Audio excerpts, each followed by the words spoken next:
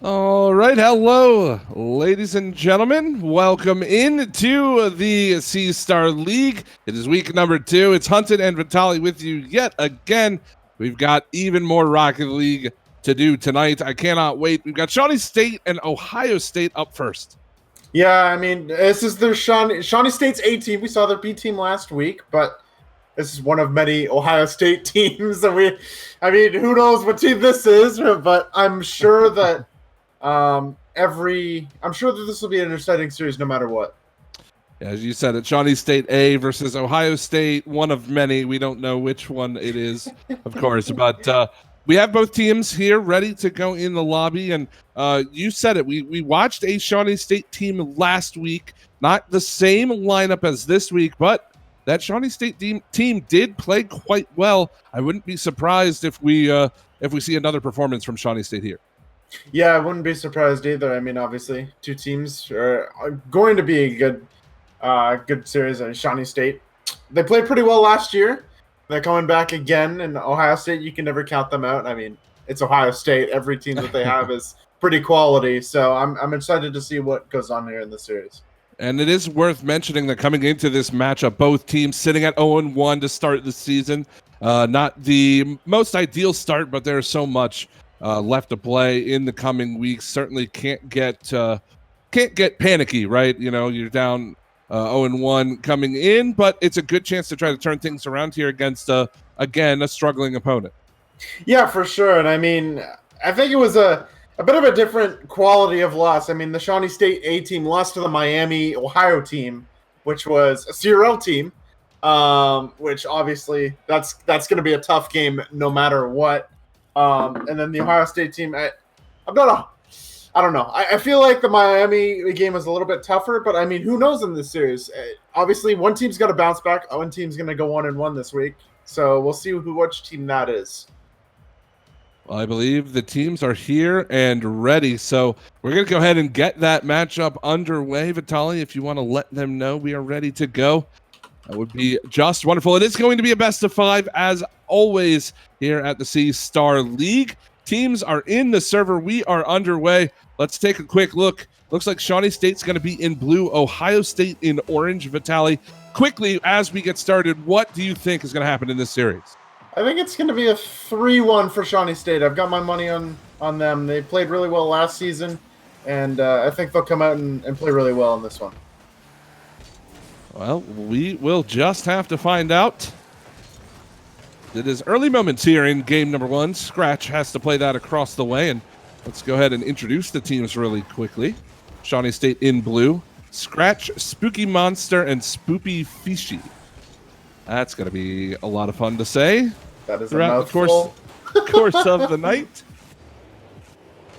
And in orange for OSU, Savage Thumper, Jester, and RJ Saurus.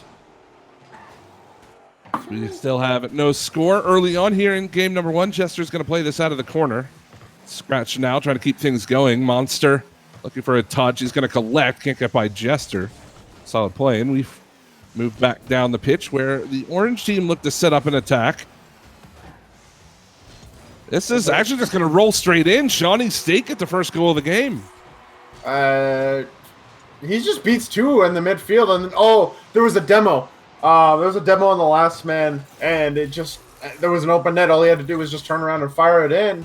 And Shawnee State is an early 1-0 lead, just a minute in, and a good start for them. It just seems kind of back and forth, but they end up grabbing the first goal on a demo. It looked like it was Fishy there on the goal. So that's a great pass from Scratch, and they'll find a second just as quickly. It's 2-0, 3:46 left. Yeah, Scratch really did a good job here. I mean, he really wanted to finish that one off, but Fisky able to clean that one up.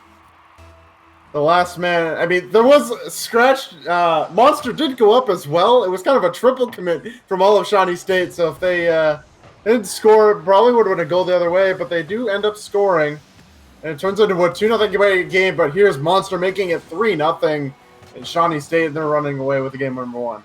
Battalion is worth mentioning as Spoopy Fisky is how you say it, as he did so correct us in chat there. Thank you very much. I would not have guessed that just looking at it. No. So it is a very, very nice to get a little bit of extra help. But it is a 3-0 lead for Shawnee State. Monster and Thumper are going to combine in the orange half. So RJ Saurus plays it out in front. Jester getting demoed. That one's just a bit wide. Still, Monster to keep the ball in. It's going to fall all the way into the orange corner. Jester taking his time. Good patience out of the corner. Gets it by all 3 members, but still they're not able to find the clear. It has been all Shawnee State in the orange half in the early goings here in game 1. Yeah, they've really done a good job of just starving Ohio State of boost and putting them into spots they really don't want to be. As this is going to go up high. Monster can't finish someone off. Fisky will, and he's going to make it 4-0 Shawnee State. That's a hat trick on the board for him early on in the series. Only 2 minutes have been played. 4-0 for Shawnee State. Quickly running away with this game. 6 shots registered thus far for Shawnee State. Only 2 for OSU.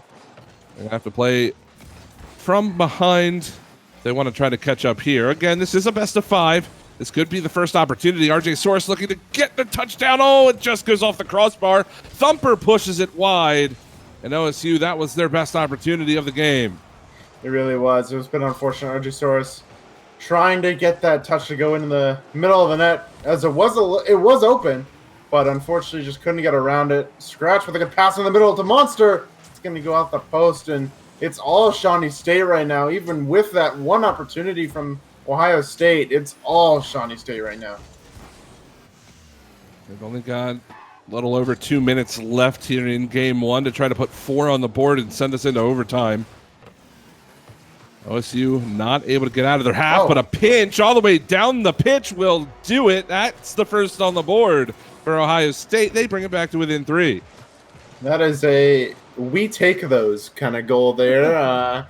Like ball just kind of into the midfield, and Argisaurus and Savage Thumper pinch it down the field right into an open net. The Shawnee State defenders push up a little bit too far.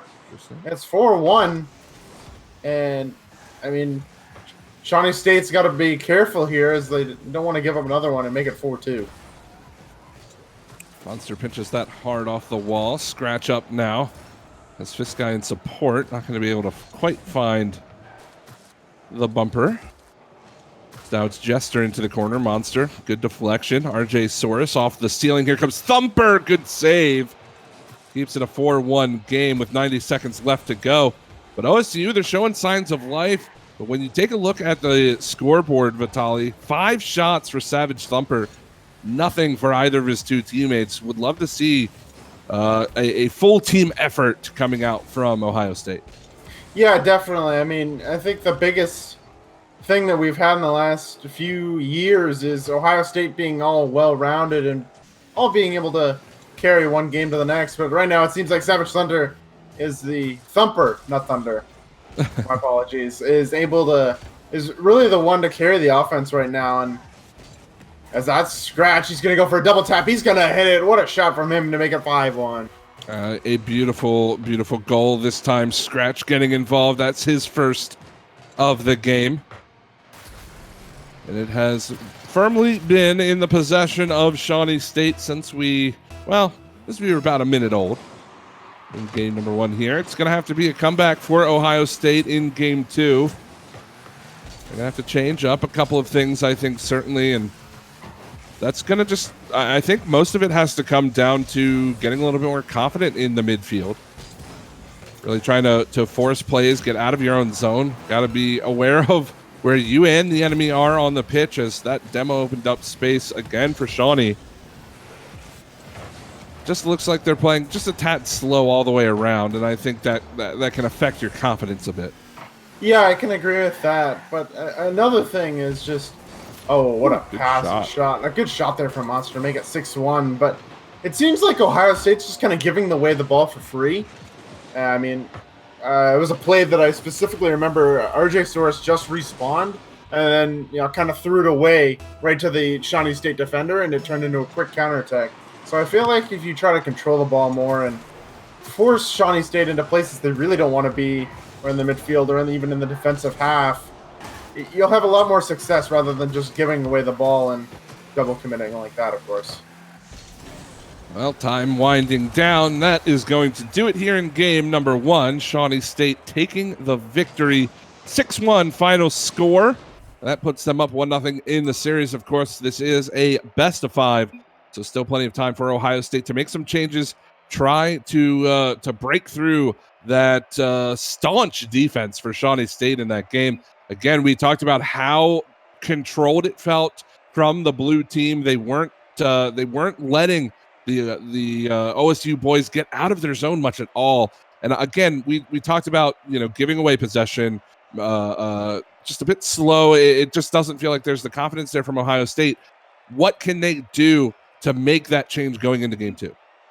I think that it's more of just like, you want to, as I said, I think near the end of the game, you don't want to throw away the ball, because it just feels like they're giving Shawnee State the ball because they want to try to make these plays quick and fast. But when they kind of throw them the ball away, they can't really make any plays, which obviously, if you're trying to create plays, you can't just throw away the ball and be like, we're just going to create plays out of nothing. Like, that's just, it's tough, because you want to create plays, you want to play fast, but if you can't, if you just keep giving away the ball, you're not going to have any offense. It's just going to be all defense basically for you. And while we were discussing there, looks like there's a sub in for Ohio State. I think it's RJ Soros who is coming out, I believe. I'm not sure who the sub is at the current moment. We'll see as we get ready for game number 2, but it is worth noting that there is a little bit of a substitution. Not quite sure why.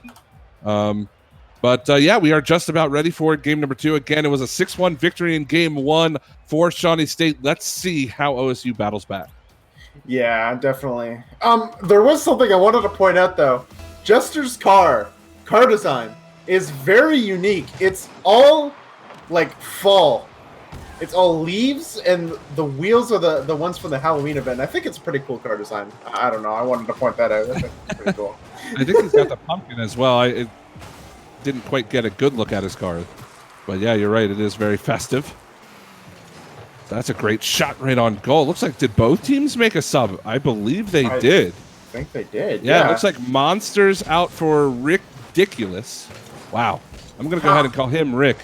Man, these teams. and it looks like RJ Soros out for Sora here. So both teams making a swap. Not something you see every day, but that is something we have seen so far in this series. SSU on top. Yeah, it was an interesting play. I mean, the subs coming in, maybe different dynamic, but Ohio State going down 1-0 on a really good dunk there from scratch, and maybe, I don't know, the substitute on both sides is just odd to me. If you're Shawnee State, you win 6-1 in game number 1. I'm really not sure like why you changed the rosters. Rick is gonna put that one in. I'm not gonna say his full name either. He makes it 2-0 Shawnee. Well, his name is certainly ridiculous. That is 100%. Oh, It is 2-0 for Shawnee State. You said you were wondering why they made the change. It doesn't look like it has affected them too much. Potentially just trying to get some experience all the way around, but a bit of a misplay on the backside. Open up some space for Ohio State, and they capitalize. Yeah, Rick with that miss on the back wall, and Jester able to capitalize, and it's 2-1 now. Just Jester's able to put that one in the open net. And, I mean, yeah, sure. I mean, it doesn't seem to affect them a whole lot, but again, you win 6-1 in game number 1. It just seems weird to me. I don't know. I don't understand that, but what do I know? I tell myself that every single time we cast together. Okay. But Not very nice. Not very nice. Oh, what a touch. Great shot by this guy to put Shawnee State back up by 2. This was a great pass from scratch, and Fiskai just there for the read. Both Ohio State players just not ready for that touch from Fiskai, and it's 3-1. A good job from them just getting back the goal that they gave up. And you know what? Maybe I'm just crazy. Maybe the substitute, it didn't matter for Shawnee, as they just keep firing on all cylinders. A good pass, but Fiskai can't put that one in, and it seems like, again, it's all Shawnee State, even with the substitution. OSU certainly have their hands full in this series, at least up to this point. Though it is only a 2-goal lead. What a shot. Good play there from Jester as well. This might turn into a clear. Jester is next man in line. Has Savage Thumper. Doesn't quite find it. Sora now hard off the sidewall. Fiskai towards the net. That'll go in. Transition play good this time from Shawnee, and Fiskai continues the scoring ways. And Sora, just an unfortunate touch. He wanted to get that back into the corner, and it just went right back on the midfield, and Fiskai ready for it. Make it 4-1 Shawnee State, and only 2 minutes in, it's 4-1.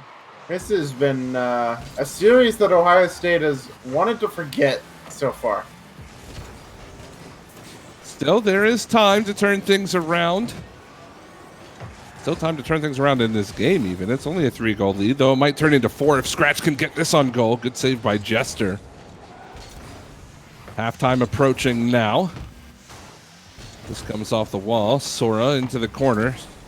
Thumper wanting to do just about anything to get it out of this corner. Might actually get another opportunity here. Goes by Rick, but Fiskai is there to support the teammate as Jester hard off the top of the box there. Fist guy out towards Scratch, looking for the pinch. Nearly connected, but it does fall into the mid wall yet again. This one might be on goal here. Rick just high. Nearly put it 5-1 in favor of Shawnee State, but again, it has felt like OSU have not been able to gain a foothold in this series. They really haven't. What a pass there. What a demo as Rick is gonna, never mind, he's gonna get his goal stolen by Fist Guy. Fist Guy, you were an evil man for taking that. A good play though. A very good demo, and it is 5-1. And Shawnee State, as you said, really not letting Ohio State get a handle in this series at all. You know, the real tragedy of that play there is that Scratch doesn't get credited with an assist. It was a beautiful pass out in front. It was, but you know, it's just tragic. It's the way that things work out. Either way, I don't think anybody on Shawnee State will be complaining about the score line in this game, at the very least, as Sora is going to take a quick shot. That's just wide. Jester the follow, and Rick makes the play yet again. As it is, once more, Shawnee State in the lead, 5-1 with 90 seconds to go. I still have hope for this OSU team, as Thumper nearly puts that one in the back of the net. They're making the right moves. They're in the right position. They just don't have the follow. They just don't have the perfect execution that you need. I mean, that shot was if that didn't hit the post, it was it. I mean, that's all it was. I mean, unfortunately for Ohio State, they are in the right spots. Oh, what a demo! Sora can't get around it, and unfortunately, as you said, I mean, the Ohio State team is putting themselves in really good spots, but they just can't execute. As I think that's 3 or 4 misses on just really good chances right now. I mean, yeah, you take a look at the data for this game right now. 5 shots for OSU, and honestly, it has felt like all 5 of those shots have been extremely dangerous. That one dangerous as well, but another play made by the Shawnee State defender, and it comes down to striking and capitalizing on opportunities, which, if that is your biggest problem as this Ohio State team, then you know that you're doing something right.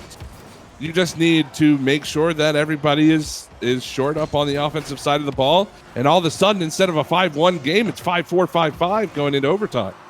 Yeah, for sure. I mean, they had a lot of opportunities to score a few goals, but Shawnee State is going to take game number 2 and make it 2-0 this series. And, I mean, unless Ohio State wins the next game, my prediction might go by the wayside. You know, I don't want that to happen. Yeah, you predicted Shawnee 3-1, if I remember correctly. I did. So, I mean, it's still alive. Certainly, Ohio State needs to battle back in Game 3. But it was, again, just kind of the same story from Game 1 to Game 2. It's almost like it feels that Shawnee State just you can almost just break it down into that they're just a better team overall, right? I mean, it's not a slight against the Ohio State team, but sometimes that it can just be apparent that a team is a little bit faster or a little bit more mechanically skilled, or they finish the opportunities that they're given.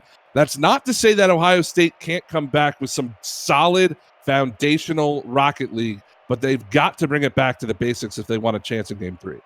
They definitely do. And as we're talking about it, I mean, we talked about it almost all of the first minute in game number 2.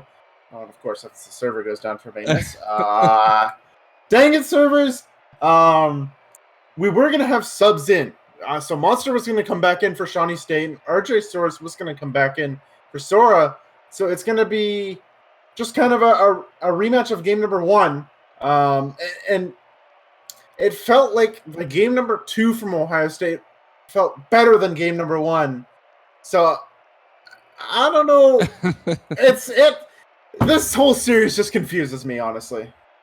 Yeah, it's been a tough challenge for Ohio State, no doubt about that. But again, this is the beauty of a best of 5, that we get more opportunity to see these teams try to make that change. The scoreboard's going to go back to 0-0. You're going to have 5 minutes on the clock yet again. No matter what happened in game 1 and 2, if you're Ohio State, you've got to put that out of your mind. Get focused on game 3, because again, we saw improvement from game 1 to 2 for Ohio State. And if that trend continues, they start putting balls in the back of the net, then all of a sudden we're going to see a game 4. Yeah, for sure. I mean, if only they had maybe, if only they had put in those shots that just went off the post that were just saved. It was very close for that team, even though it was a 5-1 scoreline. They had a lot of offensive pressure in the last 2 minutes or so. They did a really good job of forcing that Shawnee State team into defensive positions, and I think that if they continue to do that, and as you said, they actually put in the opportunities, then they'll have a really good chance at forcing game number 4. And we apologize for the delay, of course. Had some server issues early on here. We are getting game 3 underway as soon as possible. But, again, we have a lot of Rocket League left to play tonight. We've still got the conclusion of this series. It looks like the teams are nearly ready for game number 3. But we're going to be moving into the Central Division, correct, Vitaly, in the later stages? I'm pretty sure about that, yes. Because we do have a Scarab from Fiskai. But yes, we will have Central 1, which is Texas. So obviously that's going to be a couple good matchups. Any teams from Texas, I'm excited to see, as they always have a ton of teams. Scarab, the Scarab from Fiskai. Interesting choice, I'm not gonna diss it, I love the Scarab, so. Well, he's already looking like trying to put that Scarab to good use. Had a demo on the backside, took a shot that just went a bit high that time. Jester and RJ Soros, the double commit. Fiskai's there to follow it up. That's the first goal. And it has been Fiskai scoring just about everything for the Shawnee State team. Not slowing down this time. He's been in almost every spot possible that he can be, which is very good on the offensive side of the ball. I think he's done a very good job on offense. And I just realized that Scratch got subbed out for Rick. Yes. Interesting. I thought we were going to have the same Game 1 roster, but we don't. But it doesn't, again, just like it happened in game number 2, it doesn't seem to be phasing the Shawnee State team at all. That's a good shot from Rick there. Jester up to make the play. As it's Fiskai, Rick, and Monster, so I believe you are correct. Scratch is out for this one. Monster steps back in for game number 3. That one goes just wide. RJ Soros back in for Sora. Uh-oh. As RJ Soros was looking for the ceiling play, Jester nearly sent his teammate in the attack. Now is RJ Soros looking for any kind of passing play out in front. There's no follow-up quite yet. Jester into the sidewall. Rick all the way across the pitch. It's going to be Fiskai to rotate back. RJ Soros can't quite get it by the blue defender, as now Thumper won't be able to make the touch. Jester is there, however. This one's going to fall towards the blue goal. Rick up to make the play. Thumper still keeping the ball alive. This is going to come down in front, and it's in. It's 1-1 with 2:58 to go. And Savage Thumper just kind of throwing this off the ceiling, reading Rick's touch perfectly. This ball just comes straight down and in, a little bit, a little bit lucky, a little bit calculated. But Ohio State will take that, as it's tied at 1, and this has been the closest game so far. It hasn't seemed like Shawnee State has had the same offensive pressure as they have had in the last 2 games. And as Rick is trying to finish that one off, but just going to be cleared away. Seems like the Ohio State team is playing a whole lot better in this game number 3. And they look a lot more capable of forcing this into game number 4. It's still a 1-1 game as halftime comes and goes now. Jester to Thumper. Good pass. Better save from Fiskai there. Now it's Monster to try to clear it away. Gets over top of the first defender. Now Fiskai out of the corner. Won't be able to get by Thumper. Monster is there. Back into the orange half we go. Rick out in front. Monster will get there just a bit too late. Gets booted away by Jester as well. Now here comes the counterattack. RJ Soros not going to be able to find the touch. We go back and forth. 2 minutes to go. Still 1-1 in game 3. Yeah, we do just go back and forth, and it just seems like again, like no team really has control. What a save from Jester. That was a perfect shot up top, but good save. And this is going to be carried in the air by Rick, but not able to get another touch as that gets through Jester, but not going to go through. And it just seems like Shawnee State has picked up a lot of the pressure in the last. Oh, that was going to. That's so unfortunate for him. It hit the corner of the post and didn't bounce out like it did. It bounced towards the middle of the net like that. That's just got to hurt if you're on the side of Shawnee. This is a good opportunity now, just off the post. Rick the follow, great save from Jester on the goal line. And it keeps us at 1-1. Monster comes in, and that gets deflected wide. Now Jester in counterattack with Thumper looking for the touch. Not going to be able to find anything quite yet. 60 seconds left to go. Still tied up at 1 here in Game 3. OSU needs this victory to send us to a 4th game. They're going to have to play out of their corner now. Great shot from Fist Guy. RJ Soros, a beautiful pinch off the post. Will help them find the clear. Great 50 from Thumper there. But they're not out of the woods quite yet. Fist Guy hard off the top of the wall. It's going to be Thumper to clear back down. This has gotten so very intense here as we have 30 seconds left to play.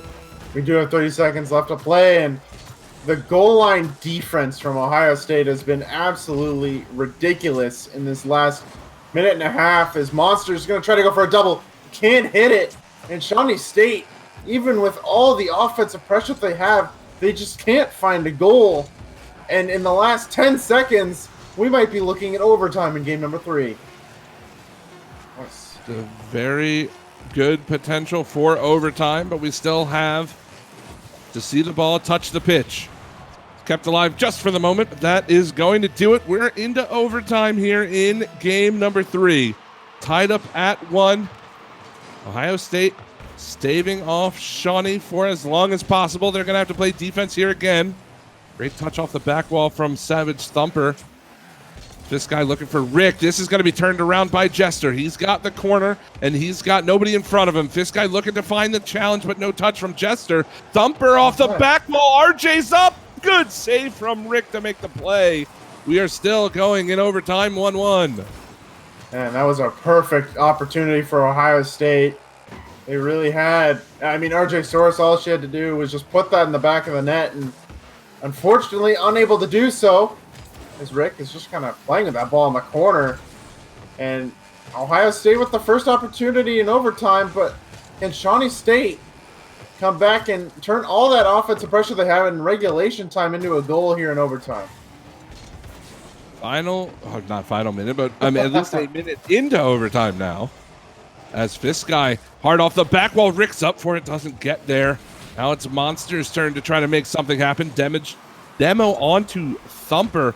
Will send Monster in the zone. There's Fist Guy wide, looking for the follow. Great save again on the goal line.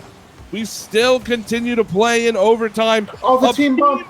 But they get back there just in time. And my goodness, Ohio State continue to survive in the series. But that will do it. Great double touch from Fist Guy. Who else to end the series but Fist Guy?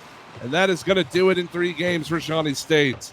He got bumped on that play, but he went through the whole Ohio State defense, and Shawnee State sweep Ohio State in week number 2 on the first series of the night. And what a series that was. What excellent defense from Ohio State in that game.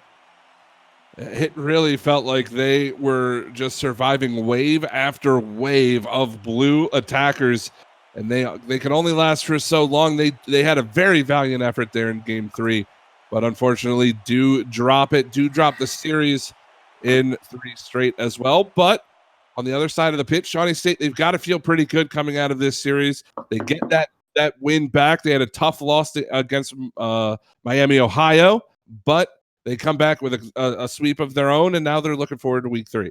Yeah, they are, and I mean that was a fantastic series for them. But that is it for the first series. We are going to go to break. But when we come back, we have UT Dallas and OU Crimson. You guys won't want to miss it. Come back after the break.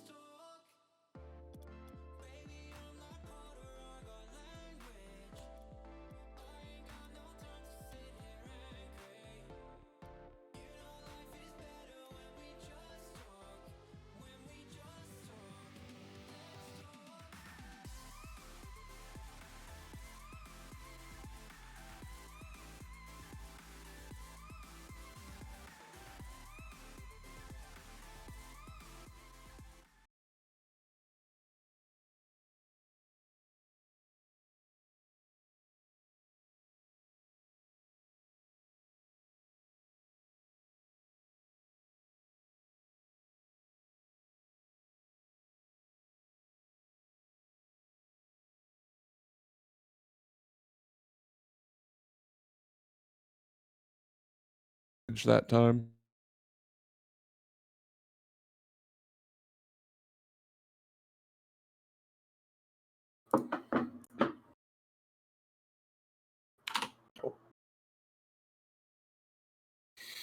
Hello and welcome back to C Star League week number 2 action. I am Vitaly here with Hunted. We just saw a fantastic series for the first one, but how you doing? I'm doing great. Can't. I'm excited to be back here, week number 2. It was a close finish, at least to the last series that we just watched. But now we move into Texas, and I'm excited for this one as well. I mean, this game should be pretty good. Oklahoma Crimson versus the University of Texas at Dallas A team. I'm excited to see how this one turns out. Yeah, I am too. I think that obviously, as I said in the last series, that any Texas team is obvious. I'm very excited to see any Texas team play. So this has got to be a great matchup. I don't know too much about Oklahoma, but I'm sure that they'll bring a great series to Dallas as well. Well, let's see. I still need to get into the lobby here. Do you know what the records are for the teams coming in? I think one of them is 1-1 and the other is 0-2, I believe. I'm pretty sure OU is 0-2. No, they're 2-0. I lied. Oh, they are 2-0. 2-0. OU Crimson is 2-0, and the UT Dallas team. Hold on, I'm just checking. My bad. UT Dallas is 1-1. OU coming out their season strong. UT Dallas, 1-1. They did lose to UT Arlington Varsity. So the A team of UT Arlington, which was the CRL team who made playoffs. So obviously that's going to be a tough series any single time. But Oklahoma coming out 2-0. That's a great start to their season. They look to continue it in this week number 3. Yeah, that they most certainly do, and they're going to have to be going up against a team that I personally haven't seen a whole lot of in this UT Dallas team. Have you watched them at all in any former competitive, in the CCA or anything like that? I haven't. But I'm sure that they're a good team. Obviously, they're A team, so I'm sure that they're going to bring their best game. They lost in 5 games to Arlington, so obviously that's going to be a good series. It's going to be a really good team. So I'm excited to see what they bring to the table against this Oklahoma team. Obviously, Oklahoma's 2-0, as I've said multiple times, but I'm sure that I'm sure it's going to be a very good series. I'm expecting 5 games here, just because of the fact that these two teams seem closely matched. And before we get started with this matchup, be sure to check out our GameStop Weeklies, a series of community-oriented tournaments that run from November through March for a variety of games, including League of Legends, TFT, CSGO, Overwatch, Madden, Rocket League, Hearthstone, and Smash Ultimate. Sign up today on our website at cstarleague.com. And of course, big thank you to our sponsor in GameStop. GameStop partnering with us in 2019-2020 to activate collegiate esports tournaments online and in person. Visit their website, www.gamestop.com/esports, for more details about their GameStop Performance Center gaming clinics. Vitaly, we nearly have the teams ready to go for this matchup. Give me your prediction. What do you think is going to happen in this series between two teams who look like they're coming in pretty hot? I'm thinking Dallas in 5. That's what I'm thinking. I'm thinking this series is going to be really close. Obviously, as I said, that this team taking UT Arlington to 5 games, and OU coming out 2-0. So I'm expecting a 5-game series. I'm hoping for a 5-game series here. Well, the teams look like they are here. They are ready to go, and we will get them going as soon as they are. And yeah, it looks like it's going to be UT Dallas in orange. In blue will be OU. And let's take a quick look at the teams as we get going here. Game number 1. Emory, SPR, and Time for Oklahoma in blue. UT Dallas, Matza, the Potato Moon, and Quack We are underway. No score very, very early on, but already a shot registered for Dallas. SBR looks to get one of his own. That one's just a bit high. Time trying to deflect that towards the net. Emery now out in front. It's going to bounce down. SBR nearly gets the follow. But already we see Oklahoma trying to play quickly. Yeah, they are. They're doing a very good job of it, taking quick shots on the net and forcing UT Dallas into defensive spots. And there was almost a goal there as a demo almost came out, but unfortunately, just Oklahoma unable to capitalize. But they're doing a good job of clearing that out. That all that offensive pressure that UT Dallas is building is all gone. As that's going to be a shot towards the top corner, a good save from Quack, and UT Dallas still keeps this game tied at 0-0. They're doing a good job on the defensive side. Well, time can't get by Quack. It's out of the corner. Great move by Quack. He's got a one-on-one with Emery. Quack tries to go underneath of him, cannot do it. Solid defensive play. It remains 0-0 early on in game number 1, but by far the best opportunity has to go to UT Dallas with that individual play. Just couldn't quite make it work. Now it's Matza towards the net. Time makes the save, and we'll get the clear as well. So we played just about a minute and a half. Still no score, but again, some offensive opportunities on either side, but it's been the defenses that have held strong. Yeah, and I mean, I did say this at the beginning of the series. I was expecting a close series, and this is exactly what I saw. Exactly what I thought would happen. These two teams came out really ready to play, and the defense obviously showing up, but it's just a matter of time, I feel like, until the offenses break through. They both have pretty solid chances on offenses. He's just going to try to get through, but time able to win that as the last man. A good early challenge just to force him not to flick him, basically. He couldn't get the flick off, so he wasn't able to get the shot that he wanted off. And nearly a beautiful play from Dallas on that one, as halftime has arrived for us in game number 1. Time will deflect it into the sidewall. Masta trying to do what he can. Actually gets demoed for his trouble as well. Into the corner now, SPR, and Potato Moon getting demoed. Now Masta looking for Quack. Has a passing lane. Not going to be able to find anything, however. And 3 minutes have elapsed in game number 1. Still scoreless. Certainly a defensive struggle between UT Dallas and Oklahoma early on in this series. This first goal, while it's always important in any series that you play, with time winding down the way that it is, this one could have double the amount of importance. Yeah, I definitely think so. And someone that's really stood out to me is Time on the Oklahoma side. He's done a good job on defense and the transition game, really helping them clear out of tough spots on defense. But on the Dallas side, it's got to be Masta for me. He's done a really good job of doing basically the same thing as Time right now. Trying to clear things out, just forcing the OU players to really not want to challenge the ball, but being forced into a place where they have to, because they have to respect them. And if they let them get past them, it's going to be a free goal.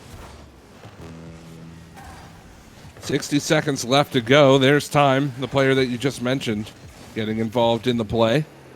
Now it's Quack to try to play this back down. SPR. A little bit of a pop-up in mid. Potato Moon to the sidewall. Time looking for a pass out in front. Masta.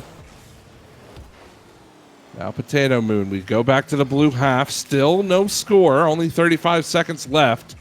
Quack deflects it down. SPR doesn't get the touch. This could be the opportunity UTD need.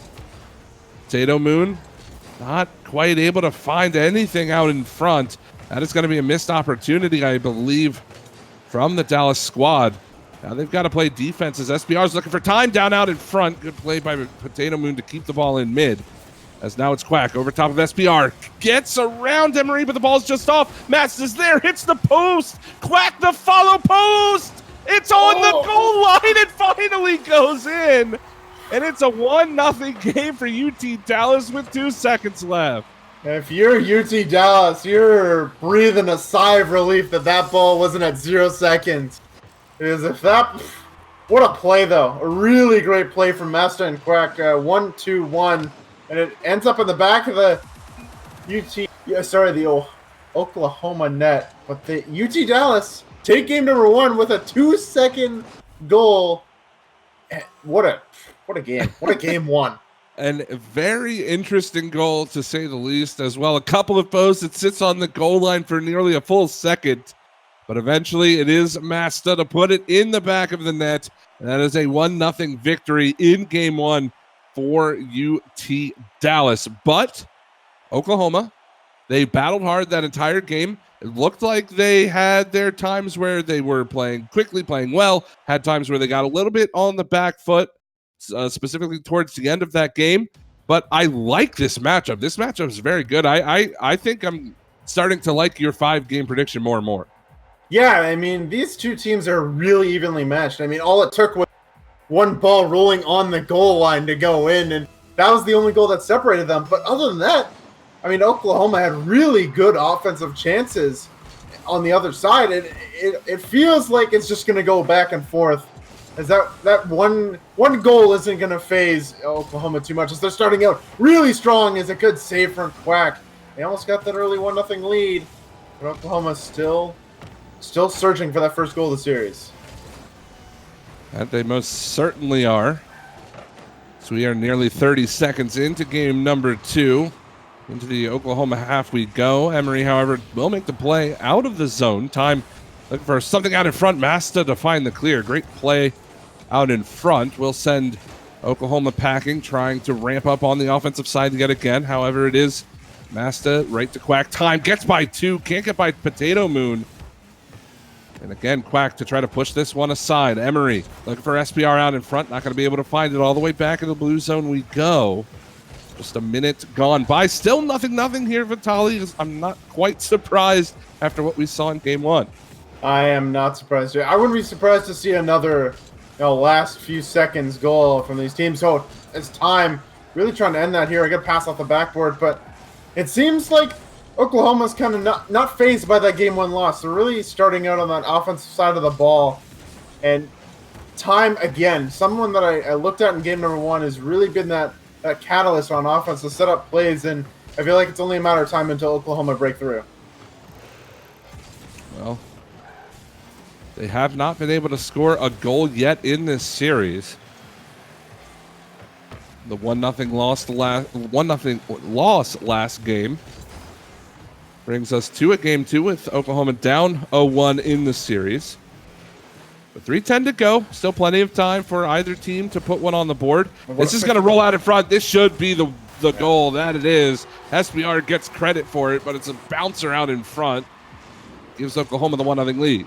SBR with just a beautiful 50, and Potato Moon, just unfortunate. He's just kind of flopping around at the top of the box, and it just goes right off of him and in. And I mean, they'll take that. That's the first goal of their series, and that's exactly what they needed to get back into this. It kind of felt like UT Dallas was stopping almost everything on the defensive side, so you just kind of feel like, oh, finally that goes in. Oh no, Masta plays it back, and that will be an own goal. Emery picks up the own goal on a Masta unfortunate touch. And interesting, I was watching Potato Moon that whole play to see exactly how he'd react to that back touch, and unfortunately rotated to the wrong side, rotated towards the mid wall instead of towards his own net. That will give Oklahoma the 2-0 lead, 2:45 to go. It's worth mentioning, Vitaly. I'm surprised neither of us have mentioned it thus far, but we got the van out in out on the pitch for UT Dallas. White Merc making an appearance. I love it. That is Potato Moon rotating back to get this ball. Not quite often you see the Merc in play, but you see it here. And right now, UT Dallas in the lead. They are behind in this game, however, 0-2. 2:10 left to go. Emery tries to play it out of the corner. Potato Moon is there. Pops it way up high. SBR, great deflection into the corner, but it might just handcuff Quack a bit too much there. Good play from Time to send them packing. Time nearly gets to that ball. But it is still 2-0 in favor of Oklahoma. Minute 50 left to go. Yeah, and what a great back pass this time. Just kind of throws it away, but Oklahoma's doing a good job of shutting down a lot of Dallas's offense. I feel like they're trying to do a whole lot of carries in that defensive zone, and it's really not working out for them. There's a shot goes towards net, like a double commit, but they do get it away in time, able to clear down the field. And someone I mentioned in game number 1 is Time. He's doing a very good job again in game number 2 of just transition game and getting the ball out of really tough spots. He's doing it again here in game number 2, really helping out that team. But it's going to go right in as Potato Moon able to find the open net to make it 2-1. Somehow he gets that big Merc van up in the air long enough. Smash that into the back of the goal. 1-0. I'm sorry, 1-0. 2-1. Now still in favor of Oklahoma. It has felt like a 1-0 game, to be totally honest with you. We saw a 1-0 game last time. But with 65 seconds to go, it's a 1-goal game for Oklahoma. They look to maintain that lead. Emery back towards Time. Gets it by the first attacker in. Looks to follow.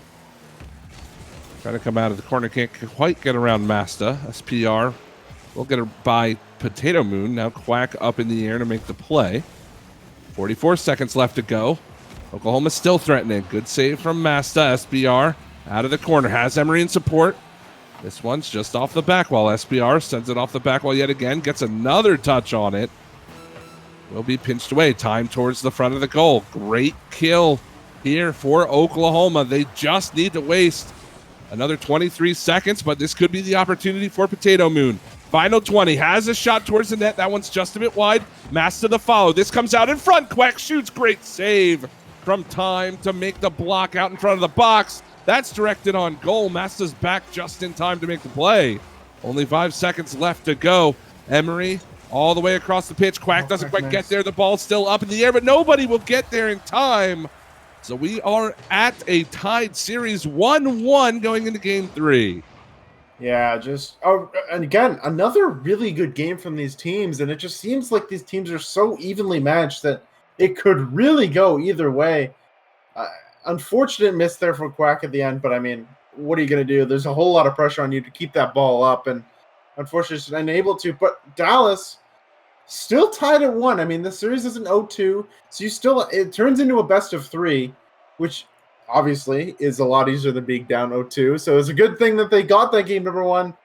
But I feel like they got to do a lot better at the transition game. They tried to control the ball a little bit too much in their defensive third, rather than try to find each other in passes on the transition, and it really cost them a few chances in the final minute as Oklahoma was able to keep them hemmed in, and they couldn't really do anything with no boost and just trying to dribble the ball out.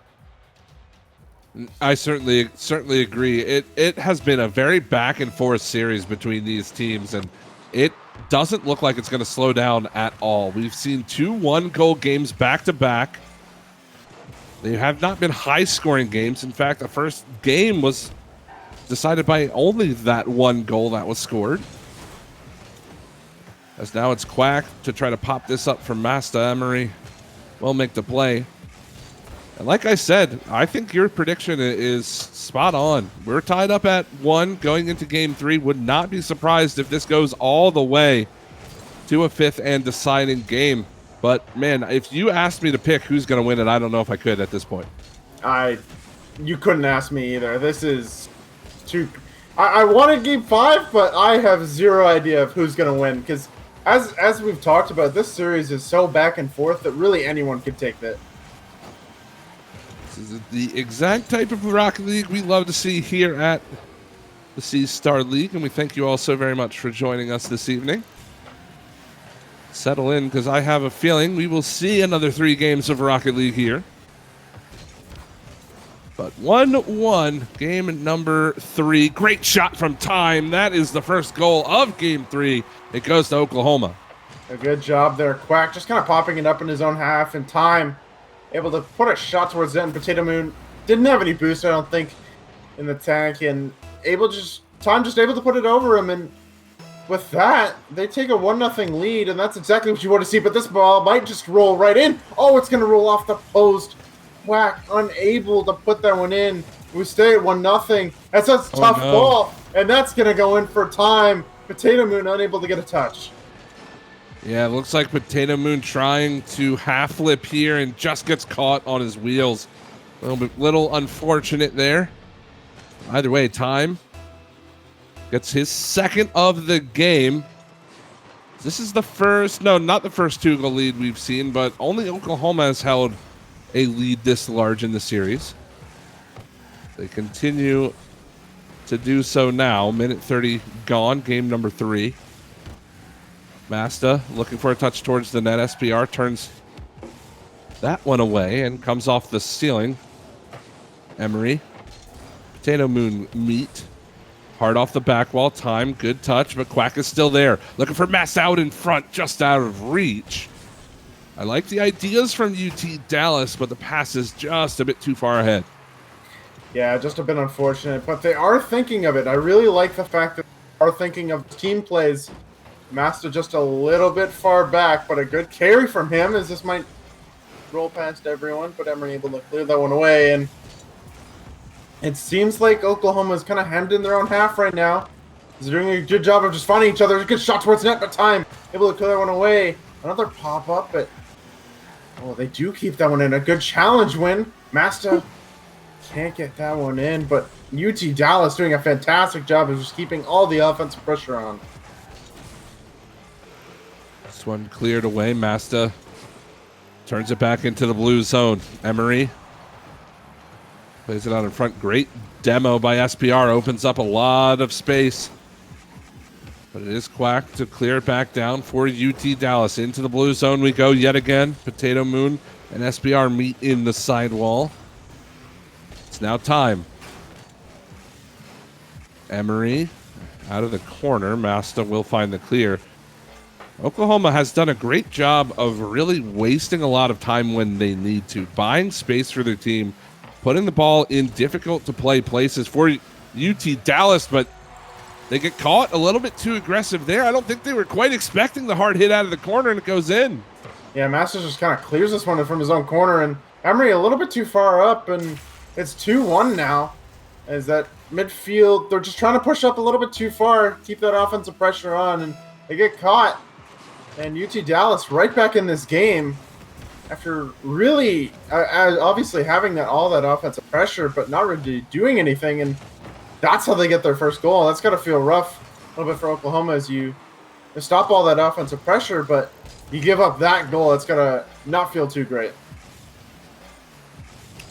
90 seconds left to go. Pops out in front. Potato Moon had a touch, but time was there to make the clear. It's now Quack back into the zone. Solid touch from SPR. Emery can't quite beat Potato Moon. As we are in the final 65 seconds. It has been all UT Dallas since halftime, just about. Both players backflipping there. Quack is going to challenge time, but it does end up on the orange half.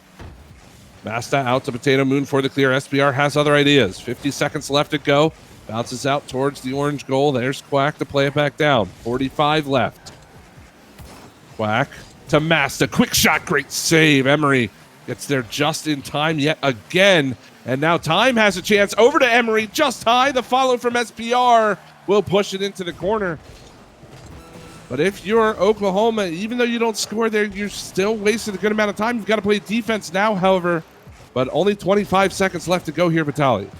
Yeah, Potato Moon, just an unfortunate miss in the midfield, but Dallas really putting this offensive pressure on. This is going to try to go into the midfield. Potato Moon able to pop it up, but Emery going to beat his man to the ball. SPR just going to clean up that. And with that, it looks like Oklahoma's going to take game number 3. Is just going to pop right in the midfield. The ball's going to die, and Oklahoma take a 2-1 series lead. That they certainly will. It definitely looked like Dallas got into a little bit of a panic mode there at the end of that game. But, I mean, can you really blame them? Look at the shot totals in this game. 9 shots for Dallas. They only score the 1 goal. 2 shots for Oklahoma, and both of them go in. It felt like Dallas was on the cusp of taking this game. It really did, and they just could not break that blue defense. They really couldn't. I mean, if you look at Oklahoma's defense, they had 6 saves. And I mean, as much as you have 6 saves and you have 2 shots and you score twice, I mean, that's not going to feel great. Obviously, you win the game, but you're saying to yourself, man, we really got lucky with that. Is there was all that offensive pressure from Dallas, and it just kind of felt like they should have broken through at some point, but they just couldn't. And Oklahoma going into game number 4, I feel like you just need to change things in the midfield. You can't just get these lucky misplays that it feels like from Dallas. That basically gave them game number 3.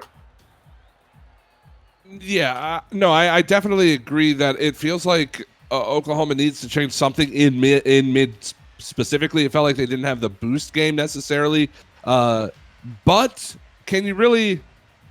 I don't know. It worked for them last game. I mean, you don't want to rely on scoring some longer range goals or having to play defense the entire game. We talked about this last week as well. A lot of teams doing that in the CSL, and it might come back to haunt them here as they're going to go down early in game 4.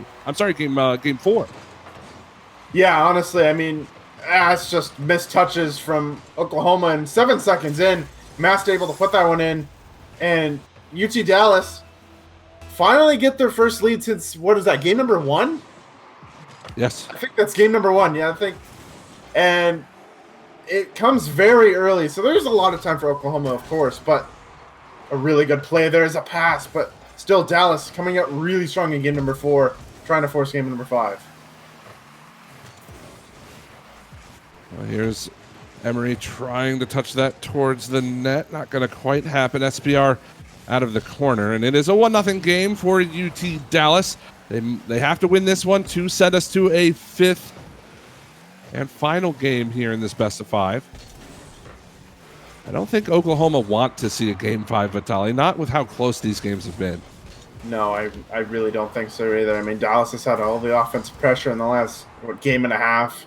So I'd be scared if this went to game 5. Oh, it almost went in from Masta. Dallas keeping on the pressure that I said that they have, and Oklahoma needs to get something soon, or else Dallas is gonna keep building on that lead. 1-0, 3:45 time, almost puts that in, sharp angle, just rings it off the post. A great idea from Time, just couldn't quite squeeze it in. So we continue to play on, 1-0. As a minute and a half has expired in game number 4. Masta looking for a pass out towards Potato Moon. Time wants to challenge it to keep it in the corner. Emery can't quite get the touch on it. SPR looking for Emery, however. It will just bounce down. Quack, a lot of free time now to just play this one all the way back down into the blue pitch. Potato Moon towards the net. It is cleared away. We saw the only other victory for UT Dallas in this series was a 1-0 win. Does it have to happen again that way here in game 4? If you're on the side of UT Dallas, I mean, at this point, you take it. You take a 1-0 win. But it's not the way that you really want to win. Basically, the skin of your teeth, Potato Moon has a shot that's going to go right in. A miss on the back wall, and it's 2-0 Dallas. Well, there we go. Question answered. It is 2-0 now for Dallas, their largest lead in this series. So that is Potato Moon getting his first of the game, and the assist going to Masta there. So UT Dallas looking to do what they can to send us to a 5th and final game. Quack and SPR coming together. This bounces down in front. Masta, quick shot towards the net. Emery's there to make the block. Time goes around Quack, and now this is a 2-on-1 the other way. Potato Moon the only man back, but he gets there to cut off the pass. 2-0 still in favor of UT Dallas. A great defensive play from Potato Moon to stop that one. It feels like, oh my, that just came right out in front. That was going to be a little bit scary, but it feels like whenever Oklahoma has any offensive opportunity, they don't have any boost. I mean, Time trying to go for that pass, didn't have any boost to get there quickly. And again, trying to go for shots, and they just have 0. Dallas doing a fantastic job of just shutting down all the boost game and all the transition game of Oklahoma right now. And we stay at 2-0. I don't know what Oklahoma can really do to make this a 1-goal game or even tie this at this point. Well, this could be the opportunity they were looking for. Time, however, sends that well beyond the cage. Now Emery out towards SBR, shot towards the front. Masta makes the save just along the post there. Emery one more time towards the front of the goal. Potato Moon, solid clear. All the way back down the pitch we go. Time up to deflect this into the corner. Emery to collect and now looking for support out in mid. Potato Moon doesn't find the touch, so this gives Time a lot of time of his own. Towards SBR, can't get the deflection back towards the front. Emery shot, Masta in position, makes the save. It's still 2-0, but this is a lot better pressure from Oklahoma here in the dying moments. Yeah, really good job there. Oh, it's Masta with another save that he has to make, being left on that goal line all. But they keep pulling through his time. Gonna put that one in the midfield, but unfortunately, Emery not willing to commit to that. It stays 2-0 with 30 seconds left, and Oklahoma really have to find a goal about now if they want to have a hope in this game. Final 20 seconds on the clock. Potato Moon in Time. Meeting in mid. Quack up for it. Back wall. It's out in front. Masta will cap this game off. We are going to game number 5. UT Dallas. What a comeback here in this series. They've really improved things from game 3 to game 4. And again, we talked about who is going to take this series. I could not even begin to guess. Yeah, I mean, if I had to say, just momentum-wise, just based on the last, game and a half, I feel like Dallas has this one, just because of the fact that they've done so well, as I said, in the last game and a half, just offensively and shutting down everything that Oklahoma's doing in the midfield. I mean, as much as I say that, Oklahoma could come back and take this game number 5. There's really no saying what can happen. Yeah, certainly it feels like it is anybody's game going into game 5. We'll have to say it feels like Dallas, as you said, kind of has that momentum coming in. But this is the beauty of Rocket League, right? I mean, it's back to 5 minutes, 0-0. It was an early goal that helped propel UT Dallas to that original lead. They played with the lead the entire game. They're not going to have that to fall back on, and they know that they've got to at least break through the defense again. If Oklahoma goes back to that same style that they played specifically in game 2 and game 3, where they were just shut down on the defensive side, it's going to be a tough one for Dallas. Yeah, no, I definitely agree. I think that if Oklahoma definitely plays like they did, I mean, Dallas kind of allowed what Oklahoma was doing them in the games 2 and 3, but still, if Oklahoma come out in game number 5 and play exactly like they did in games number 2 and 3, just as I said, there's no telling what can happen. Obviously, with the offensive pressure that UT Dallas has had, and mixed with what Oklahoma's done in games 2 and 3, I don't know. I feel like there's a strong possibility that we could see a really big pop-off for both teams, if you will. I think that they both could score a lot of goals, honestly, just because of the way that they've been playing. I guess we'll just have to see. We are getting a new server, unfortunately, as that server was requested by teams, unfortunately, to be remade.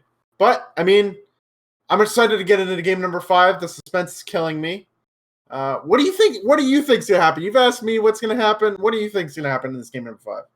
Well, I think that the first goal, I mean, we talk about it. It seems like we're, a little bit of a broken record when it comes to that the first goal is going to be so very important.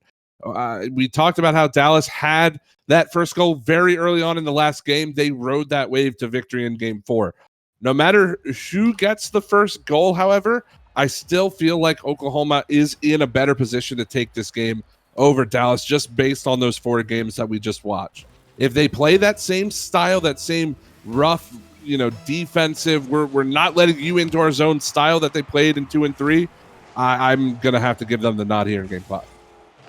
It's completely fair. But we are underway. No more time for us to talk about it. The players are going to show us who will take game 5. as there is 4 minutes, 40 seconds left here. No score early on, and again, Dallas playing with that lead in game number 4. Looking to find one here. Masta getting demoed on the backside there. Emery will get taken out by Quack as well. Small deflection towards the goal, but Masta, no problems with that. Into the orange zone we go. Emery out in front. Cleared away by Quack. Gets by the defender. This will pop out in front. Masta gets there just a bit late, and Emery finds the clear. Now the counterattack from Oklahoma could be dangerous. Emery looking for SBR out in front. Quack one more time. Rotates back just in the nick of time to make the play. Minute gone, 0-0 in game 5. And both teams have had great offensive opportunities, but both shut down. And I may be wrong, you know, these teams have seemed to have reverted back to that same defensive style that we saw in game number 1, I'd say. It just feels like both teams don't want to make a mistake. What a shot from Masta to make it 1-0 UT Dallas. Yeah, and a lovely pass from Quack as well. And there's the goal, the ever so dangerous first goal in this 5th game does go to UT Dallas, and now Oklahoma have to battle from behind. Pops up, time is there as SBR. Emery really hounding Masta in the back of the net, but SBR can't get the shot on goal. Time towards the net, great deflection down from Potato Moon. Out in front, SBR can't get to Masta, and that will be a clear. So it's already a little bit of life from Oklahoma, but they've got to play defense now. Pops out in front again. But we continue to go back and forth. This game just continues to ramp up in energy. It really does. And Dallas getting that first goal is also important, but Time's going to put that one off the crossbar, and SBR gets bumped up. Couldn't get the touch. There was actually a double commit, so all the players on Oklahoma have to go back, but they're doing a good job of creating these offensive opportunities. As Emery back to SBR, but he pushes up a little bit too far, and Oklahoma just can't find that goal even with all this offensive pressure. Time out of the corner, looks to deal towards Emery, but Potato Moon deflects it away. SBR out in front of his own goal. Quack is up for it. That was a bit of a double commit. This gives Potato Moon space. He doesn't get the double touch. Didn't quite have the boost in the tank to get back to it, so we continue to play 1-0, 2:20 left to go. Masta towards the front. Great save by Time. Keeps us at a 1-goal game. That could be a game saver if you're OU. That could be a game saver. Masta's going to have another shot. It's going to be blocked away. We're just going to keep going back and forth. The counterattack game going to be strong. For Oklahoma, is this going to put right in front of the net? UT Dallas, they tried to kill the game when they could, but Oklahoma said no with that fantastic defense. We'll see what happens again as that's popped up again. UT Dallas doing a good job. That's a demo. The Master is back. Good job is just rotating around and making sure that someone is back for that long clear. Last minute 30 in regulation time in game 5. 1-0 lead on the board for UT Dallas. But Oklahoma has not gone quietly. They have looked to push the pressure, but they're in their own zone now. Good clear from SBR. Bounces down towards Emery. Doesn't get the touch on it. Had a deflection opportunity out in front, and he couldn't pull the trigger. Now comes back out. Emery. SBR won't find it. Now Masta gets by Emery. One-on-one with Time. Time turns and clears it away. Final 55 seconds left to go. Back to the orange zone. Time gets by Potato Moon. Now he's got a one-on-one with Masta. Opts for the back wall. SPR's up. Bouncer down in front. All 3 players in the air for UT Dallas. They make the play. Quack just coming in as the last line of defense. Got past both defenders. It's going to go off the post. Time is there. Can they save it? Yes, they can. Where's the follow-up? Says SPR will tie the game with 32 seconds left. What a save from Masta, but SBR, the follow-up is beautiful. Great positioning from Oklahoma, and that ties things up. Finally, the double commits coming back to bite UT Dallas in the defensive zone. And it is 1-1 with only 27 seconds left to go in this game number 5. As now SBR and Masta, they combine. Last 20. Potato Moon towards the blue side of the pitch. Time into the sidewall. Leaves it for Emery. Emery on net. Masta has to make the save. SBR still there. Final 3 seconds left to go. This should just about do it. Yes, Quack couldn't quite get there. Man, it was close, but we're in overtime in game 5. We are in overtime in game number 5. That was very close, but Emery looking to finish this one off real quick, but it's able to be cleared away. And Oklahoma having all the pressure in the last minute and a half. As this is going to play pass right down. Can anyone finish this one off? No. Time pushed back a little bit too fast. And Emery, I'm not sure exactly where he was, but we play on here in this game 5 overtime. That we certainly do. Next goal wins the game. Next goal wins the series between Oklahoma and UT Dallas. Masta down out in front. SPR nearly gets caught, but Quack is up for it. Hits the crossbar. Now Potato Moon to keep things going in the blue zone. Gets it by Time. Emery is there to clear it away from the front of the net, but can't get by Quack. Back into the blue zone we go. Masta has to challenge Time on this ball. Wins that challenge. Comes down out in front. Emery pops it way up high. Potato Moon is here, but Emery gets back to the ball just in the nick of time. And things have certainly shifted, but SBR wants to see that change. They're doing a good job. The offensive pressure from UT Dallas is really good right now, but gets through them. They're really showing they don't want to lose another game 5. They already lost one early on in the season. They want to try to pull this one out, and their offensive pressure is really showing up so far. That's going to be clear towards net, but Time getting a touch to the corner. It's a little scary. Positioning was a little bit scary, but they survived to live another day as UT Dallas. That defense and the transition game is Quack's going to put that on the backboard. What a clear from Oklahoma, and we still play on in this overtime. Now it's a Masta up towards Potato Moon. He goes into the corner, looks for the double touch. Won't find it, but Quack is there in support. Off the ceiling, Masta up. Can't get the shot on goal. It's Emery now to try to find the clear. Potato Moon wins the challenge. Quack not out in front to take the shot, but he's trying to keep the ball in the blue corner. SBR rolls it out all the way to midfield. Emery takes over from there. Potato Moon can't get up to it. Time towards the goal. He scores. Time win the game for Oklahoma. Game number 5. What a series. And what a shot from Time. Perfectly placed. My goodness, what a game. What a game. What a series. That was fantastic. And obviously, Time, you had to finish that one off with a perfect shot. And Oklahoma, I mean, they lose game 4 and things get a little bit hairy in game number 5, but they end up pulling out the series and they moved to 3-0 in the season. What a start for them in this fall CSL season. And that's another heartbreaking loss for UT Dallas. You said they took UT Arlington to 5 games. They just took Oklahoma to 5 games. Not able to pull it out, but you've got to give them credit for battling very, very well against 2 high-caliber teams. I mean, you mentioned it. OU moved to 3-0, but you've got to keep your eye on UT Dallas. This was such a close game. The fact that they were able to keep it as close as they did, it went to game 5 overtime. I'm really looking forward to this Central Division. Yeah, me as well. I mean, I think there's a really big quality of teams.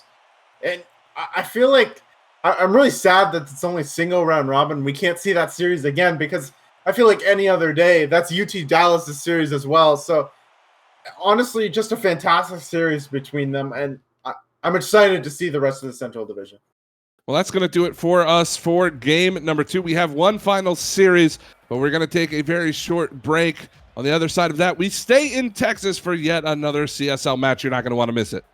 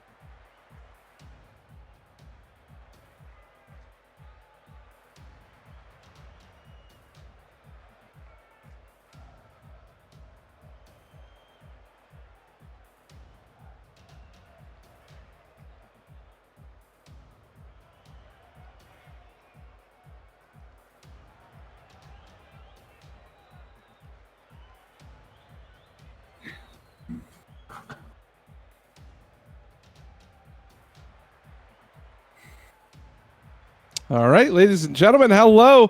Welcome back to the Collegiate Star League. We've got one final matchup for you this evening. Of course, it is Hunted and Vitali on the call. We saw a fantastic 5-game series. Do you think this one's going to live up to the hype?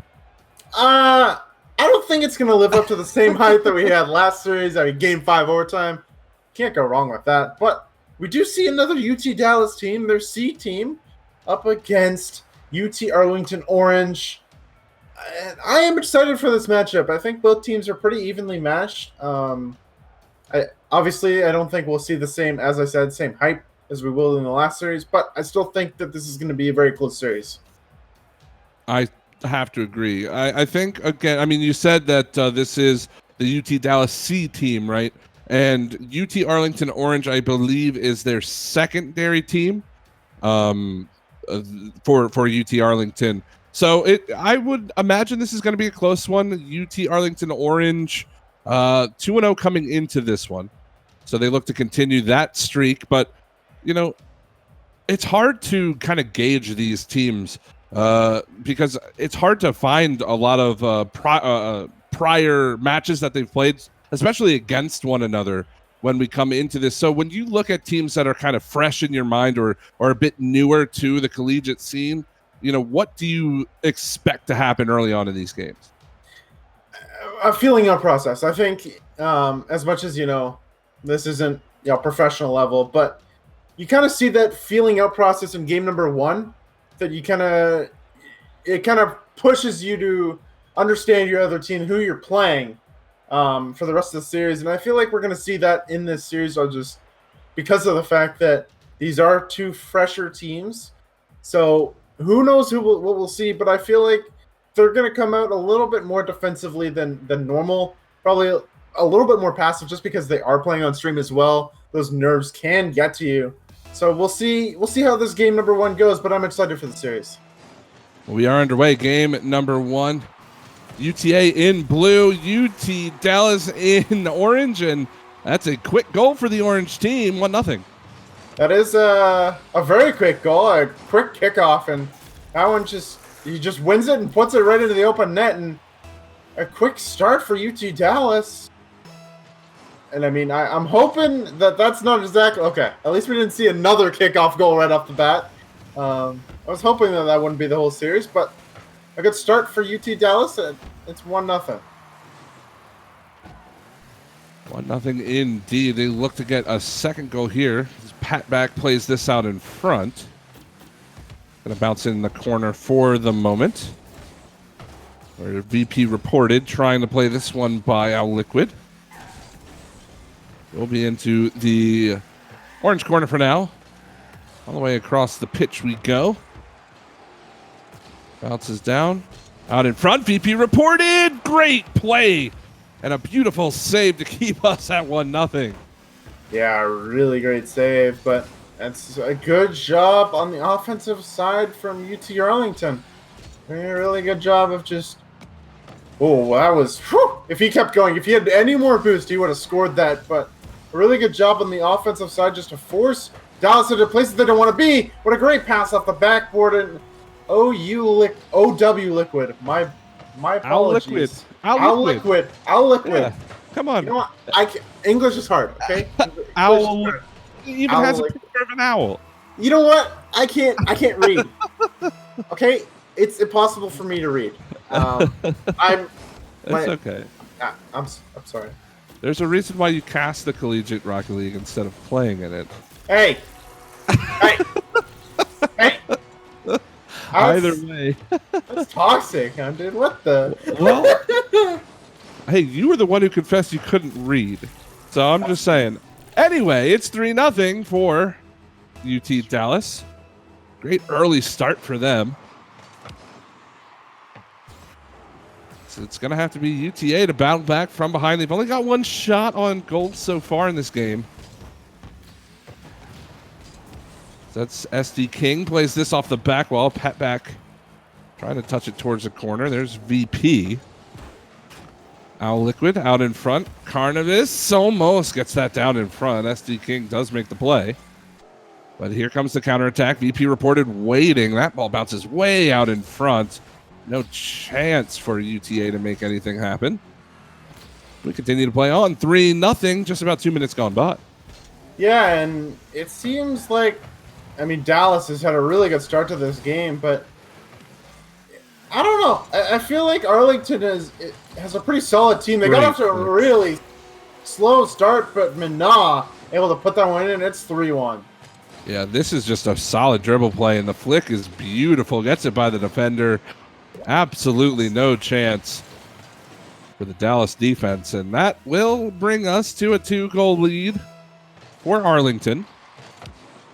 Minna and Owl Liquid take the kickoff. Carnivis going to play that one wide, and knowing player names and how to pronounce them, I have a feeling that Carnivis, you probably pronounce it Carnavi, just for fun. As UT Dallas will get another long-range goal this time. Was that a pinch goal? I think it was, yeah. Unfortunate pinch. Yeah. Pat Back gets credit for that one. Yeah, just unfortunate. And, I mean, last defender wasn't expecting that at all. I don't think I would expect that. Ball just comes flying back towards your own net. You're like, oh no, what do I do with? But it's 4-1 Dallas. They're doing a very good job just on the offensive side in the counterattack game. As that's a shot, another shot towards the end, another long range shot that just goes in for Pat Back. Yeah, Pat Back, 2 goals back to back. As we are at halftime now. As you said, another long ranger. Minna can't quite get there in time, so this one slowly drifting away from UT Arlington. There's still time left on the clock. As I said, we are at halftime, but 4 goals, quite the ask for the team in blue. VP tries to play this out in front. It's Minna now. Owl Liquid up to Pat Back. Pat Back looking for his hat trick. Won't get over SD King, and this is going to fall all the way back to the orange half now. SD King out in front. Great pass. That should be in. Owl Liquid on the goal line. It's bouncing it out. Pat Back makes the play, and they'll score on the other side. Are you kidding? Wait, that one didn't go in. What? It went off the post. How did I miss that? It looked like that was directly in the back of the goal, but either way, the play on the orange half, how did that one stay out? I don't know. It turns out Hunter can't read either. But I don't even know. I don't even know how to pronounce that. It's just unfortunate. Unfortunate miss on the defensive side. It's 6-1. But if you're on the side of UT Arlington, that shot, that's gotta be so demoralizing. The fact that it doesn't go in, you're just like, all right, we did so good, and Pat Back gets a 7th one. 7-1 Dallas in game number 1. Yeah. Unfortunately for UTA, slowly slipping away. 2 hat tricks on the side of UT Dallas. Just only 95 seconds left to go. Now Owl Liquid out towards Pat Back. And again, UT Arlington, they've had their opportunities. They just have not been able to put the ball in the back of the goal, but this looks very similar to the first series we watched tonight, Vitaly, and that it just seems like one team just has that edge over the other team tonight. Yeah, it does. It just feels like, as you said, just feels like they may not be, a whole lot better, but it just feels like they're on another level just with their speed and just their ability to touch the ball into places where they want to rather than kind of miss touches on the defensive side is right there. Minna can't finish that, can't touch on that as it just pops straight up, and Dallas doing a really good job just winning these challenges in the midfield and in the offensive half. And obviously it's showing. They're up 7-1 in game number 1. And it makes me a little scared for Arlington in the rest of the series. Yeah, certainly. I mean, there's a reason, I think, why this Dallas team has been doing so well early on in this season. They look to continue that here in week number 2. Will be a game 1 victory for the orange team. This one bounces. Finally, game 1 is in the books. 7-1 victory for UT Dallas C. And now we go into game number 2. And without repeating everything that we said in the first series, it's going to be an uphill battle for UT Arlington. But just, pretend you're the coach of this Arlington team.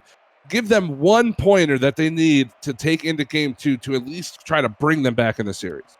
Focus on good touches. I feel like they were trying too much to make touches that I don't feel like they were really capable of. Maybe the nerves just on stream saying, you know what? Oh, we got to do too much. We got to make these hero plays. Just calm down, get back to basics. And it's going to win you Rocket Leagues. If you play Rocket League games, if you play solid Rocket League. English is hard. I'm very sorry. But if you're on, again, to add on to the Arlington comment, they don't seem that much different than Dallas, in my opinion. They just made some rough defensive mistakes, And I feel like if they clean those up, they could really go into game number 2 and 3. Coming back in this series, I think that you can wash away this game number 1 and say, you know what? Doesn't matter what happened. Let's come back and make sure that we make good touches and we hit the ball as well.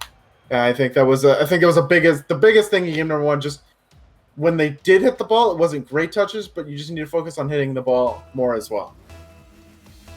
Well, we'll see what they can do as we move forward into game 2 now. It is a UT Dallas lead, and they will get another early lead here in game 2. Carnivus, as we saw earlier, he had a hat trick in game 1. They'll get another early goal here. And again, you talk about needing good touches. You know, granted, it's a kickoff goal, but it's so hard to come back being down a goal, especially after you drop a tough game 1. Yeah, being down, I mean, losing that game 1 7-1, that's got to feel a little demoralizing. And giving up a kickoff goal right off the bat, you're just like, oh, well, we can't do anything. I mean, this team is too good. You just got to relax, I think, and reset the mental state.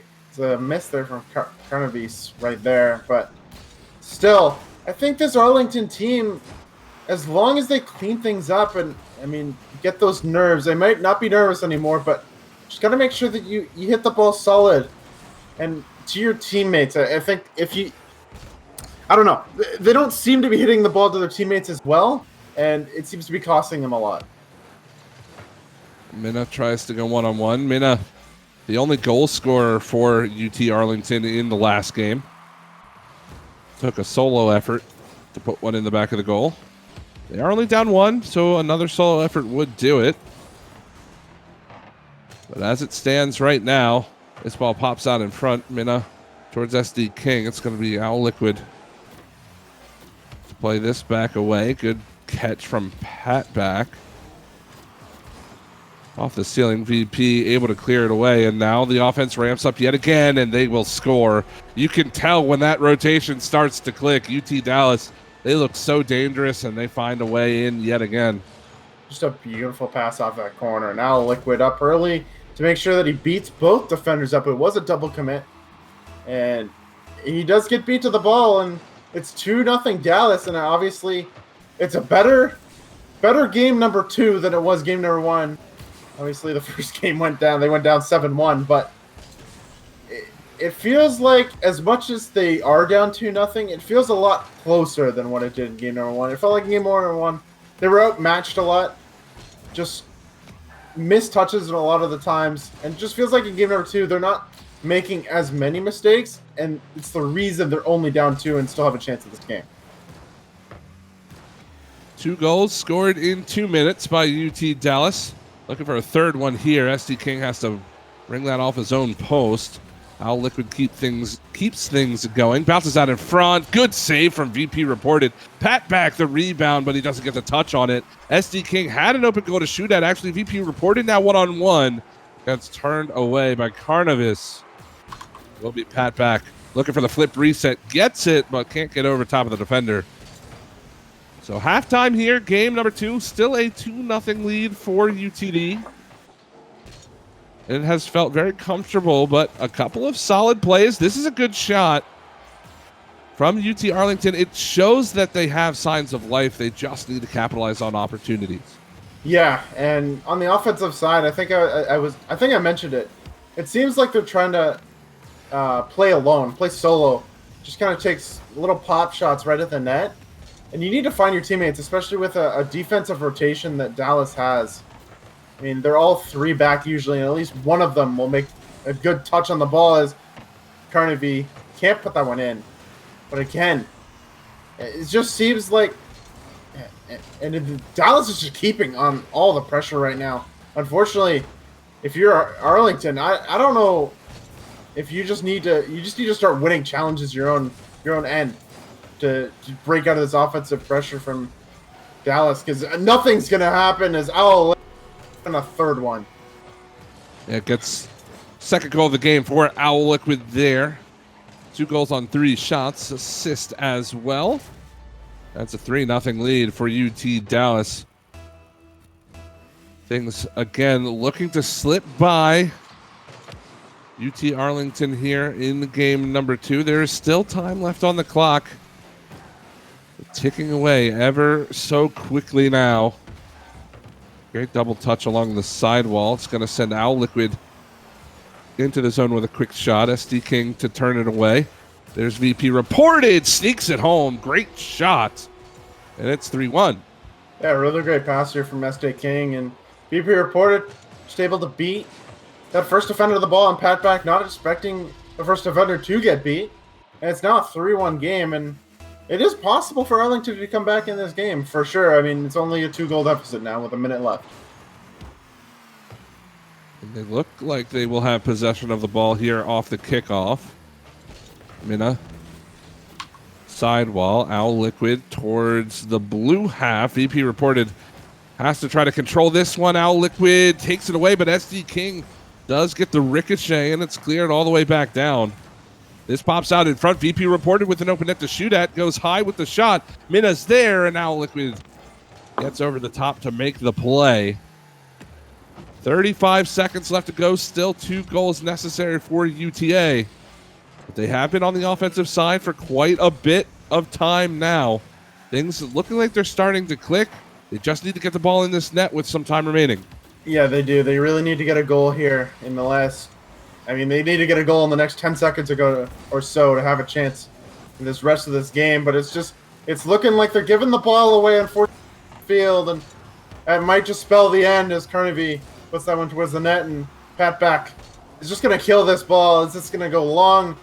There's no way Arlington can come back now. Dallas secures game number 2 and go up 2-0 in the series. That they do. At the very least, a 3-1 victory for Dallas. Might be 4-1. Yes, it will be 4-1 victory for UT Dallas. And as you said, they go up by 2 in the series. Look to sweep this UT Arlington team.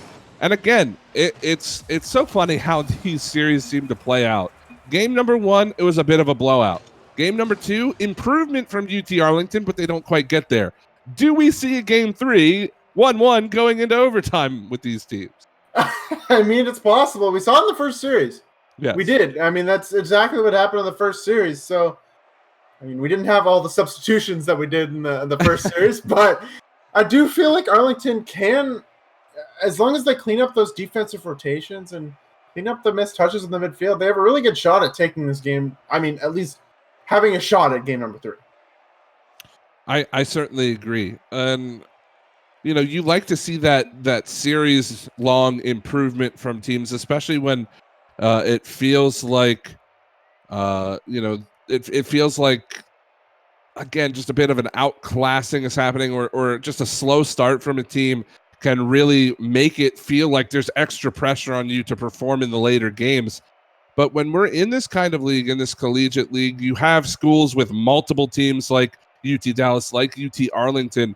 I really like these kind of matchups because it gives those teams like this UTA team a chance to battle from behind and really get that kind of experience that could be valuable going into later in the season when it comes down to playoff time. Yeah, I definitely agree. And I mean, as well, what could be a thing is this could be a bit of a rivalry game, you know, UT Arlington, UT Dallas. I mean, cross-state rivals. So honestly, I feel like as long as Arlington cleans up what their mistakes were, I feel like they can. I feel like, again, just like I said at the end of last game, I feel like they have a shot at game number 3. Yeah, I certainly agree. I think we have somebody with a PC issue. Not quite sure what is happening, so hopefully they are going to get back into the server very, very soon. We will get game number 3 underway for you as soon as that is resolved. But, you know, again, how much can you really talk about this series? Again, game number 1, very heavily in favor of UT Dallas. Game number 2, more, you know, a little bit more even, but you need to continue that streak of improvement. And it's something that we talk about a lot. I don't know how many times I can mention that you like to see those teams with that improvement going along through the series. But I've noticed that these teams they come up short in certain areas. And I think the biggest one for me has to be that midfield kind of boost battle, right? Yeah. Is that that's where you see teams kind of get dominated. But at the same time, it's so hard to control the midfield boost when you are not playing as fast as the enemy team. You're getting demoed, what have you. How do you, in your infinite GC wisdom, bring yourself back into, get yourself into that midfield winning position? Well, there's one play that you could do. I mean, the playbook that you could pull out is the Pittsburgh Knights playbook. We all know that playbook, which is pretty much just kind of become a physical team, try to bump and demo as much as you can, and take the boost. I mean, if they don't have the boost to make plays, obviously you're just going to beat them to the ball every time. So I feel like it's possible that if they do come out and play physical, or try to play a little bit faster, obviously if you try to play too fast for who you are, you're gonna make a lot of mistakes. I've learned that personally. But again, you feel like you have to play faster if you're on the side of your UT Arlington, but you got to find that fine balance, which is you either play too fast or you play just fast enough where you can win that midfield battle and force that line of offense and defense really back from Dallas, because it just seems like the line of defense that they have is right at midfield, where they're just taking all the boosts from them, and they really can't do anything. Yeah, I think you sum it up quite well, and I believe we have the players back now. Let's just check, make sure he is good. Hopefully they are good. Yeah, I think, again, sorry about that. We had a little bit of a computer issue with one of the players, but things have been resolved. Looks like game number 3 just about to start now. Yes, it is, in fact, 5 minutes on the clock, 0-0. And once more, these teams will go at it. It is a 2-0 series lead for UT Dallas. They look to start the scoring again, and they will. Another early goal. This time it's game 3. VP reported backing off a little bit too much, allowing Al Liquid to make that pass in the midfield, and Carneva able to put that one in. Apologies for the butchering of the name. I'm very bad at English. But they do get an early 1-0 lead, and it's something that we've said in the first 2 games. They've grabbed an early 1-0 lead, and they really never looked back. 4:35 left to go here. Game number 3. SD King gets that high off the wall now, out in front. SD King one more time will clear it away. Owl Liquid doesn't quite make the touch. It's going to bounce in front. VP reported can't get the shot away. So with 4:15 to go, still 1-0 lead for UT Dallas. If you are Arlington, you really want to tie this game up as soon as possible, of course. But you do not, under any circumstances, want Dallas to start running away with this game like they have in the past 2. Yeah, obviously you really want to get a goal, but there is downsides to that. You can push up way too far and just try to play, again, like I said, play too fast for your own abilities and make a ton of mistakes.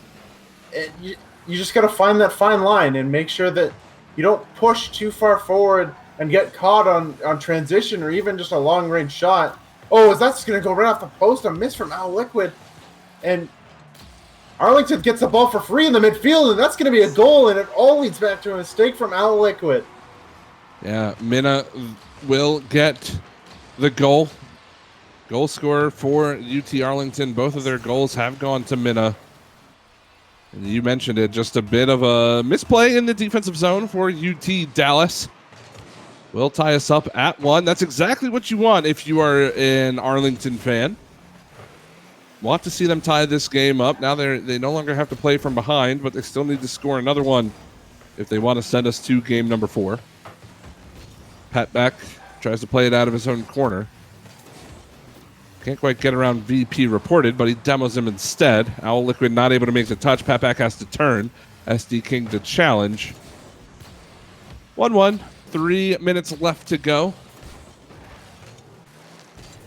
things have slowed down quite a bit, I feel, for really for both teams, but most surprisingly for UT Dallas. They have not played with the same speed that we saw in the first 2 games. I think that they're trying to control things more. It's just a misplay there. Maybe the communication is a little bit off, as both players unsure of where to go, but Carnavy able to put that one in, and it's 2-1 Dallas. He gets up to make the touch. Perfect pass as well. Just off the sidewall, off the corner. Comes right out in front. Nothing anybody on the blue half could do to make that stop. So it is a 2-1 game. So we have played half of game number 3. Again, a 2-0 series lead for UT Dallas. This bounces out in front. Minna was thinking about it. Will turn. Al Liquid can't find the clear. Pat back. Now tries his hand. Eventually, the ball finds its way out towards VP. Reported doesn't make the touch. Al Liquid nearly took the shot. SD King, solid rotation over to make that play. But as we approach the 2-minute mark of game number 3, it is a 1-goal game. And again, it's so interesting how these series play out. Vitali, do you think that we will see an overtime period in game 3? I don't know. I think it's possible. We don't have the 1-1 score line, unfortunately, so I can't match the first series. But it is possible, as things have really slowed down, as you mentioned earlier in the game, for both teams. And they're getting decent touches, Arlington is. It just feels like Dallas is trying to respect them a lot more. And while doing that, they're making a lot of missed touches on their own. As this is going to be cleared long. This might go in. What a save from VP reported. Al Liquid again with a shot, and that one's going to go in for him. Al Liquid able to put that one in for a 3-1 lead.